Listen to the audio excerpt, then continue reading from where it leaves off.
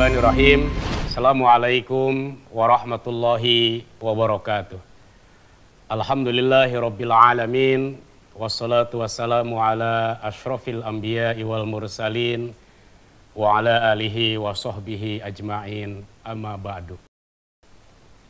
Labbaik Allahumma labbaik, labbaik la syarika laka labbaik, innal hamda wan ni'mata laka wal mulk, la syarika laka labbaik.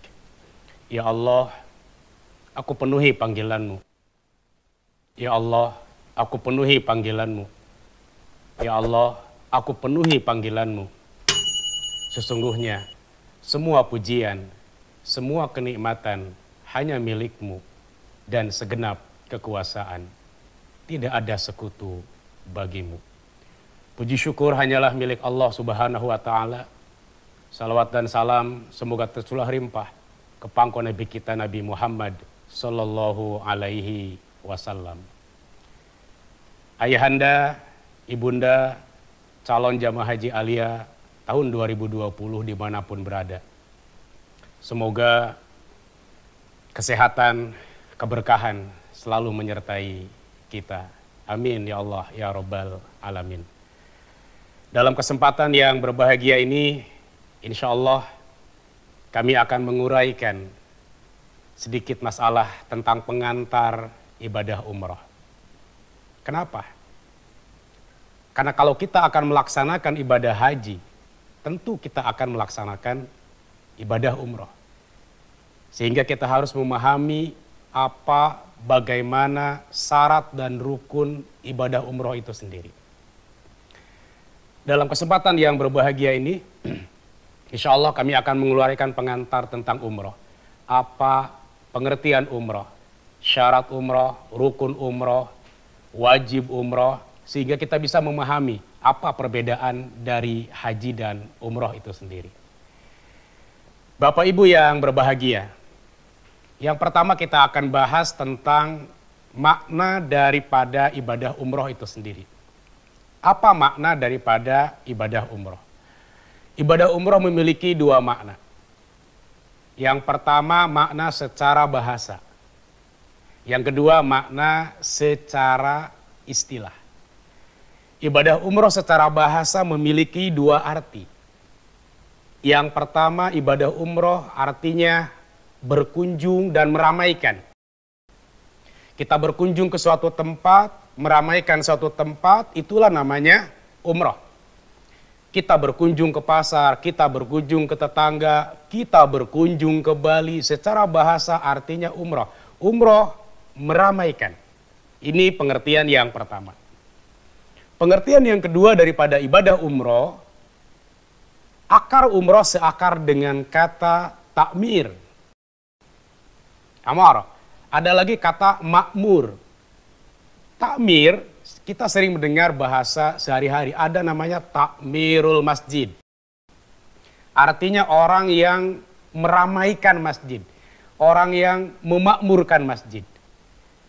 Ada lagi kita sering dengar kata namanya makmur.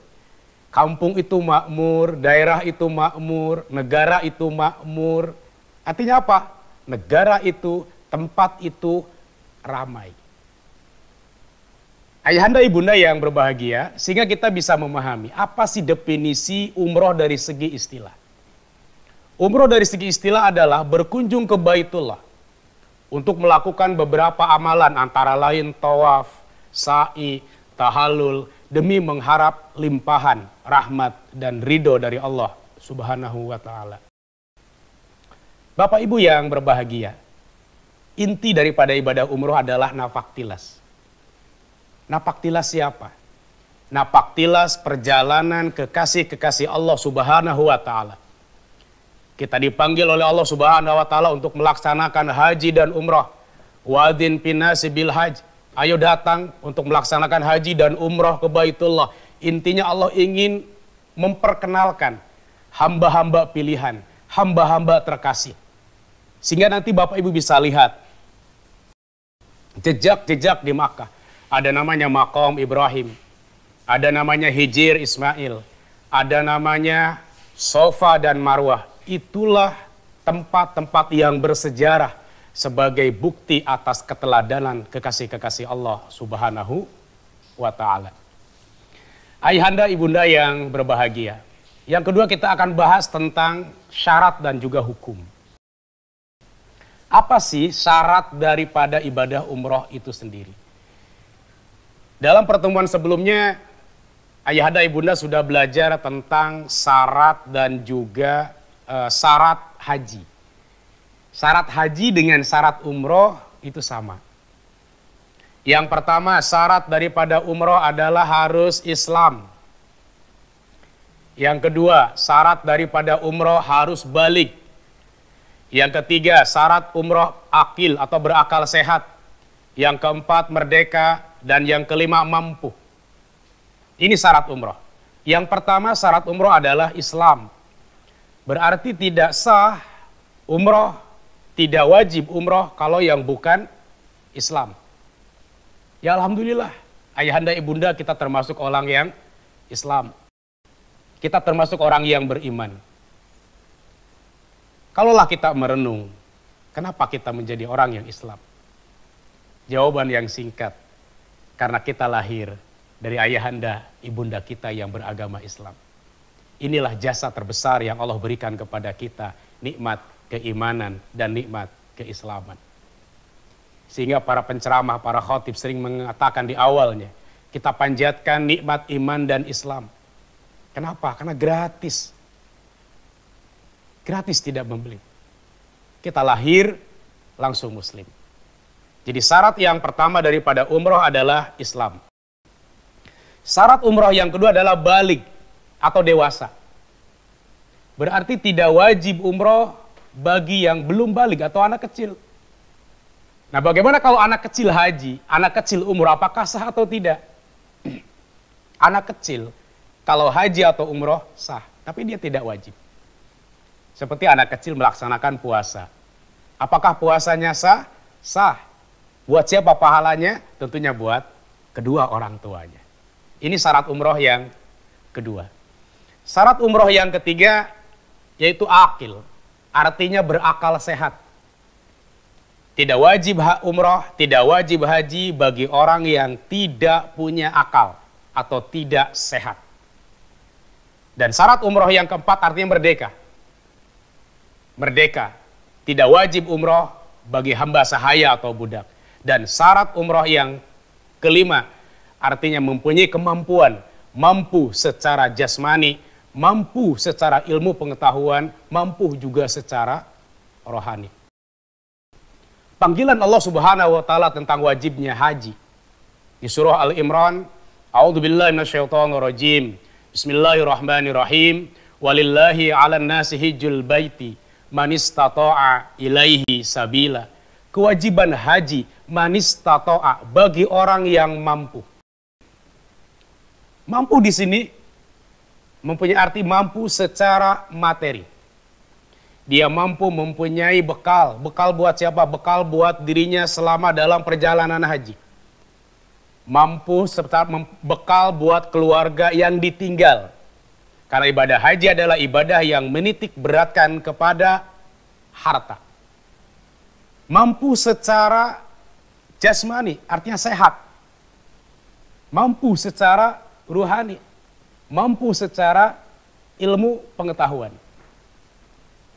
Bagaimana kalau ada orang yang mempunyai keinginan yang kuat, dia juga mampu tapi terhalang. Seperti keadaan sekarang ini. Kita mempunyai keinginan yang kuat, kita pun mampu, tetapi ada sesuatu uzur yang menghalangi kita untuk berangkat haji seperti pandemi corona sekarang ini. Ulama mengkategorikan bahwa itu tergolong tidak ada kemampuan untuk berhaji. Dan diingat, Rasulullah SAW bersabda, barang siapa yang sudah mempunyai keinginan yang kuat, niat yang suci, untuk melaksanakan ibadah, namun terhalang oleh sesuatu yang menghalangi di luar kemampuannya, maka insya Allah, Allah telah mencatat sebagai pahala yang sudah dicatat oleh Allah Subhanahu wa Ta'ala. Ayahanda, ibunda yang kami banggakan. Sebagaimana hukum daripada ibadah umrah ini? Sama dengan ibadah haji. Ibadah umroh hukumnya adalah wajib. Wajib bagi orang yang pertama kali melaksanakan umroh. Atau yang disebut dengan umrotul Islam. Umroh yang kedua, umroh yang ketiga, umroh yang keempat, dan seterusnya itu adalah hukumnya sunnah. Begitupun dengan haji. Kewajiban Allah memanggil kita untuk melaksanakan haji hanya satu kali. Haji kedua, haji ketiga itu sunnah. Oleh karena itu, jadikan haji kita yang sekarang ini menjadi haji yang sempurna. Haji yang bermakna. Dengan cara apa? Dengan cara memperbaiki kita, niat kita yang tulus.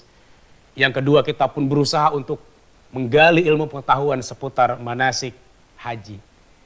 Jadi insya Allah bimbingan manasik online ini, salah satunya adalah untuk meningkatkan pengetahuan ayahanda ibunda tentang haji dan umroh untuk menuju umroh yang sempurna. Ayahanda ibunda dimanapun berada, semoga Allah memberkahi kita semuanya. Dalil tentang keutamaan haji dan umroh sangat banyak kita temukan baik dalam Al-Quran maupun di dalam hadis. Salah satunya di Quran surah Al-Baqarah ayat ke-196. A'udzubillahi minasyaitonirrajim. Wa atimul hajja wal umrata lillah. Dan sempurnakanlah ibadah haji dan umrah lillah, karena Allah. Inilah salah satu rukun Islam yang 5 yang Allah perintahkan diawali dengan lillah. Lillah, lillah, karena Allah, karena Allah. Perintah salat tidak diawali dengan lillah. Perintah puasa tidak diawali dengan lillah. Perintah haji Allah awali dengan lillah. Walillahi 'alan nas. Karena ibadah haji adalah ibadah yang sangat riskan terhadap popularitas. Tetangga sudah haji, lalu kita merasa malu. Tetangga sudah haji, saya belum haji. Saya haji. Hajinya berarti karena tetangga. Kita ingin pergi haji karena ingin derajat sosial kita menjadi tinggi. Setelah haji dipanggil Pak Haji. Setelah umroh dipanggil Pak UU. Adanya keinginan untuk popularitas. Oleh karena itu, mengingatkan diri kami dan mengingatkan ayahanda ibunda, yang pertama, kita memenuhi panggilan Allah lillah, karena Allah Subhanahu wa ta'ala. Di antara keutamaan ibadah haji dan umroh diumpamakan sebagai jihad. Di dalam hadis yang diriwayatkan oleh Siti Aisyah radhiyallahu an, Siti Aisyah bertanya, "Ya Rasulullah, adakah jihad tanpa ada peperangan di dalamnya?" Kata Rasulullah, ada. Yaitu haji dan umroh. Jadi haji dan umroh, kata Rasulullah, ibarat jihad. Haji dan umroh diumpamakan seperti jihad fisabilillah, tanpa peperangan, tanpa pertumpahan darah. Keutamaan daripada umroh yang kedua, ibadah umroh akan menghapuskan terhadap dosa-dosa yang telah kita lakukan. Sebagaimana di dalam hadis dinyatakan, diriwayatkan oleh hadis Al-Imam Al-Bukhari, al-umroh ilal umroh kafaratun lima bainahuma. Antara umroh yang satu dan umroh yang kedua dan umroh yang lainnya, kafaratun, menjadi penebus terhadap dosa. Wal hajjul mabrur laisal jaza ilal jannah. Dan gak ada lagi balasan yang haji mabrur ilal jannah kecuali sorga. Inilah yang diimpikan oleh para hujjaj. Semua para hujjaj menginginkan surganya Allah Subhanahu wa ta'ala. Termasuk kita, calon haji Aliyah tahun 2020 ini. Siapa yang tidak ingin ke surga? Cuman pertanyaannya, gampangkah untuk masuk ke surga? Itu yang harus kita pelajari. Ayahanda ibunda yang berbahagia, keutamaan ibadah haji yang selanjutnya, Bapak Ibu jangan khawatir terhadap apa yang telah Bapak Ibu berikan, telah Bapak Ibu keluarkan untuk haji dan ibadah umroh. Allah akan mengganti dengan balasan yang berlipat ganda. Di hadis dinyatakan, tabi'u bainal hajja wal umroh, fa innahuma yanfi'ani al-faqra wadh-dhunub. Ikutilah ibadah haji dan umroh kepada haji, Karena keduanya akan menghilangkan kemiskinan dan dosa-dosa. Sebagaimana pembakaran melalap. Dan gak ada lagi balasan yang haji mabrur kecuali surganya Allah Subhanahu wa Ta'ala. Ayahanda ibunda yang berbahagia, itulah di antara keutamaan-keutamaan tentang ibadah haji dan juga ibadah umroh. Untuk selanjutnya kita akan bahas. Allah Subhanahu wa Ta'ala tadi berfirman, wa atimul hajja wal umrata lillah. Sempurnakanlah ibadah haji dan umroh karena Allah. Sempurnakanlah. Berarti ada dong ibadah haji, ibadah umroh yang tidak sempurna. Yaitu apa? Ibadah haji dan ibadah umroh yang tidak memenuhi syarat, tidak memenuhi rukun. Jangankan diterima, sah saja tidak dalam pandangan fikih. Oleh karena itu inilah sangat penting kita belajar bagaimana haji dan umroh kita agar sah. Syekh Ibnu Ruslan berkata dalam kitabnya, barang siapa yang beramal tanpa ilmu, maka amalnya ditolak oleh Allah Subhanahu wa Ta'ala. Maka untuk belajar ilmu haji dan juga umroh, kita harus belajar 3 hal. 3 hal dasar yang ini harus Bapak Ibu pegang erat-erat. Yang pertama ada namanya rukun, yang kedua ada namanya wajib, yang ketiga ada namanya sunnah. Nah, kita harus membedakan apa perbedaan rukun, wajib, dan sunnah. Mana dalam rangkaian haji atau umroh ini yang termasuk rukun, yang termasuk wajib, yang termasuk sunnah. Jangan sampai yang sunnah dianggap rukun, yang sunnah dianggap wajib. Sehingga para jemaah mengejar yang sunnah melupakan yang rukun. Ada tidak? Sungguh banyak. Salah satu contoh seperti mencium hajar aswad. Pertanyaannya, sahkah haji kita jika ibu tidak mencium hajar aswad? Tetap sah. Karena mencium hajar aswad tidak termasuk rukun, tidak termasuk wajib. Itu sunnah. Tapi banyak jemaah haji yang ingin mencium hajar aswad. Seolah-olah kalau tidak mencium hajar aswad, hajinya tidak sah. Sehingga dia mengejar mencium hajar aswad, sikut kiri, sikut kanan. Menyakiti diri, menyakiti orang lain. Zolim terhadap diri, zolim terhadap orang lain. Ini artinya apa? Mengejar sunnah, melupakan yang rukun dan wajib. Oleh karena itu, pengetahuan tentang rukun wajib ini pengetahuan dasar yang harus Bapak Ibu ketahui. Apa bedanya? Kita akan bahas apa sih bedanya antara rukun dan wajib. Rukun adalah pekerjaan yang harus dikerjakan. Jika tidak dikerjakan, maka haji dan umrohnya batal, tidak sah, dan harus diulang. Ini yang harus Bapak Ibu garis bawahi. Tidak dikerjakan rukun ini, hajinya batal, umrohnya batal, tidak sah, dan harus diulang. Seperti contoh yang sudah disebutkan sebelumnya, salah satu rukun haji adalah ihram. Salah satu rukun haji adalah wukuf di Arafah. Kalau jamaah haji tidak wukuf, maka hajinya batal, tidak sah, dan harus diulang tahun depan. Kita mengantri lagi. Ya. Daftar sekarang itu antrian sudah 20 tahun yang akan datang. Haji Plus pun itu sudah mengantri antara 8 sampai 9 tahun. Inilah rukun. Apa bedanya dengan wajib? Wajib, sesuatu yang harus dikerjakan. Jika tidak dikerjakan karena sesuatu hal, maka haji dan umrohnya tetap sah, tapi dikenakan dam. Inilah bedanya antara rukun dan wajib. Terus yang ketiga sunnah. Sunnah apa? Sunnah adalah pekerjaan yang harus dikerjakan. Jika dikerjakan maka akan menyempurnakan terhadap yang rukun. Menjadi penyempurna, mendapat pahala. Bagaimana kalau tidak dikerjakan sunnah, maka hajinya tetap sah dan tidak dikenakan dam.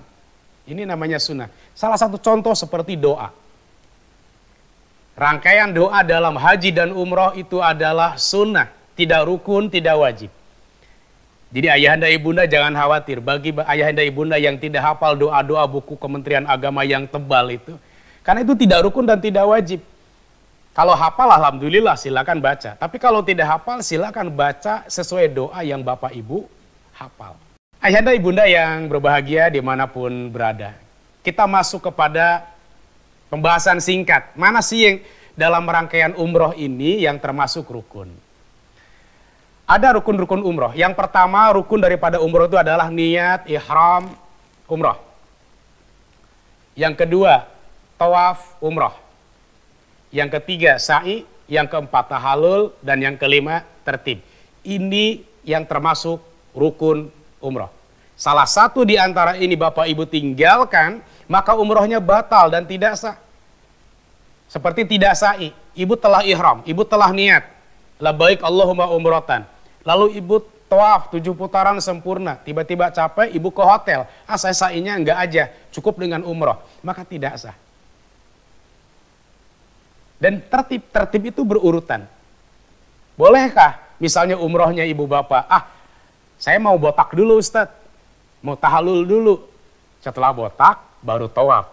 Baru sa'i. Tidak. Harus berurutan. Ihram di miqat, mengucapkan labbaik Allahumma umratan.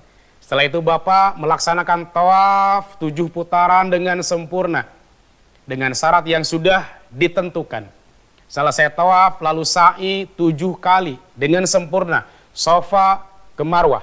Marwah ke Sofa 7 kali dengan sempurna. Dengan syarat yang sudah ditentukan pula. Diakhiri dengan tahallul atau gunting rambut dan tertib berurutan. Itulah rukun-rukun umroh yang harus Bapak Ibu jaga. Jangan sampai salah satu di antaranya itu ditinggalkan. Ayahanda ibunda yang berbahagia, selanjutnya apa wajib daripada umroh? Definisi wajib, jika salah satu ditinggalkan karena satu hal, maka umrohnya tetap sah. Namun dikenakan dam. Ya, dalam ibadah umroh ini ada 2 hal yang termasuk wajib umroh. Yang pertama, ihram dari miqat. Yang kedua, menjauhi larangan. Yang pertama, ihram dari miqat. Kita harus membedakan. Ihram umrohnya adalah rukun. Bapak Ibu mengucapkan labbaik Allahumma umrotan, itu rukun.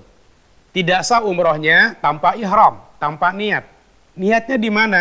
Niatnya di miqat. Maka ihram di miqat, ihram dari miqat itu hukumnya wajib. Jadi kalau ada jamaah umroh tidak ihramnya di miqat, umrohnya tetap sah, tapi harus dikenakan dam. Apa itu dam? Menyembelih seekor kambing. Ini yang pertama, ihram dari miqat. Apa itu miqat? Miqat itu artinya batasan untuk memulai. Baik haji atau umroh. Inilah bedanya antara ibadah haji umroh dengan ibadah-ibadah yang lain. Kalau sholat boleh di mana aja, puasa boleh di mana aja, zakat boleh di mana aja. Tetapi haji dan umroh jangan sembarangan. Niatnya pun sudah ditentukan. Itulah yang dinamakan dengan miqat, tempat memulai umroh atau haji. Ayahanda ibunda yang berbahagia, selanjutnya apa sih sunnah-sunnah daripada umroh? Ini sangat banyak. Sunnah-sunnah umroh. Tadi sudah dijelaskan sunnah artinya dikerjakan berpahala. Kalau tidak dikerjakan, tidak apa-apa. Bahkan ulama mendefinisikan namanya sunnah itu dikerjakan berpahala. Kalau ditinggalkan merugi. Kenapa? Karena dari sunnah inilah kita mendapatkan lipatan-lipatan pahala. Menyempurnakan terhadap yang rukun. Kalau tawafnya kurang sempurna, rukunnya kurang sempurna, wajibnya kurang sempurna, maka disempurnakanlah dengan yang sunnah-sunnah ini. Sangat banyak sunnah-sunnah dalam ibadah umroh. Seperti apa? Mandi sunnah ihram, memakai wangi-wangian, membaca talbiyah, membaca rangkaian-rangkaian doa dalam tawaf, dalam sa'i, istilam hajar aswad, doa di depan multajam, sholat sunnah tawaf, minum air jam-jam, dan lain sebagainya.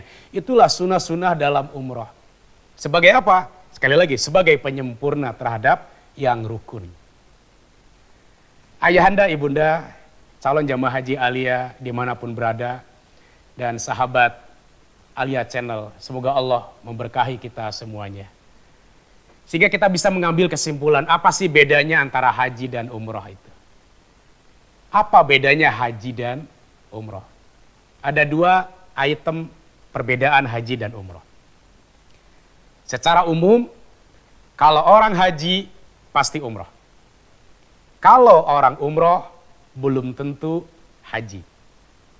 Sehingga umroh dinamakan dengan Al-Hajjul Asghar, haji kecil. Orang haji pasti melaksanakan umroh. Tidak mungkin orang haji tanpa melaksanakan umroh. Apa bedanya haji dan umroh? Yang pertama dari segi waktu. Waktu melaksanakan. Umroh kapan sih? Umroh kapan dilaksanakan? Umroh bebas. Umroh bisa dilaksanakan kapan saja. Kecuali hari-hari tasyrik atau hari-hari haji. Itu tanggal 11, 12, dan 13 Zulhijjah. Selainnya umroh boleh kapan saja. Mau bulan Maulid, mau bulan Rajab, mau Januari, Februari, silakan. Itu umroh. Tetapi kalau haji, waktunya sudah agak pendek. Wah, haji, prosesi inti dari prosesi haji itu dimulai dari tanggal 9 Zulhijjah. Wukuf di Arafah. Malam ke-10 mabit di Muzdalifah. Tanggal 10 Jumrah Aqabah. 11, 12, 13 yaitu melempar 3 jumrah. Dan juga tawaf ifadah dan sa'i. Dimulai dari tanggal 9 sampai tanggal 13 Zulhijjah. Tetapi dimulainya bulan-bulan haji itu dari 1 Syawal. Jadi 1 Syawal ayahanda ibunda itu sudah diperbolehkan untuk melaksanakan umroh untuk haji. Di pembahasan yang sebelumnya sudah dijelaskan bahwa haji tamattu artinya mengerjakan umroh terlebih dahulu baru mengerjakan haji. Ini rata-rata jamaah Indonesia hajinya haji tamattu. Jadi tamattu ini mengerjakan umroh terlebih dahulu baru haji. Ya, jangan diselewengkan. Ada orang Jawa mengatakan haji tamattu. Apa itu tamattu? Tangi, mangan, turu. Karena haji cuma itu. Bukan. Mengerjakan umroh dulu baru haji. Jadi dari tanggal 1 Syawal sudah boleh melaksanakan umroh untuk haji. Selesai umroh, lepas ihram, lalu Bapak Ibu menunggu prosesi haji itu tanggal 9 sampai dengan tanggal 13. Ini perbedaan umroh dan haji dari segi yang pertama dari waktu. Yang kedua, ayahanda ibunda, apa perbedaan umroh dan haji? Dari apa yang dilaksanakan? Kalau haji ada rangkaian umroh, tapi dalam umroh tidak ada rangkaian, sebagian rangkaian di haji. Apa saja? Yang di umroh tidak ada. Yang umroh haji tidak ada, yaitu wukuf di Arafah, mabit di Muzdalifah, mabit di Mina, jumroh Aqabah. Inilah amalan-amalan yang tidak ada di umroh, hanya ada di haji. Oleh karena itu jelas perbedaannya antara haji dan umroh. Kalau haji sekali lagi pasti umroh, dan kalau umroh belum tentu haji. Jadi penting sekali buat ayahanda ibunda untuk mengetahui dasar-dasar daripada hukum umroh itu sendiri. Agar apa? Agar ibadah kita menjadi sempurna dan juga bermakna. Karena ibadah haji ini adalah ibadah yang penuh dengan misteri. Tidak semua orang punya kesempatan. Yang sudah punya kesempatan belum tentu bisa melaksanakan. Karena sesuatu hal yang sudah melaksanakan belum tentu sempurna dari syarat dan rukunnya. Yang sempurna belum tentu bermakna karena tidak menghayati. Yang bermakna belum tentu selamanya. Oleh karena itu, gak ada lagi balasan yang haji yang mabrur, umroh yang mabrurah, laisal jaza ilal jannah, kecuali sorga. Semoga kita termasuk yang disabdakan oleh Rasulullah yang akan mendapatkan rahmat dan surganya Allah Subhanahu wa ta'ala. Terima kasih. Assalamualaikum warahmatullahi wabarakatuh.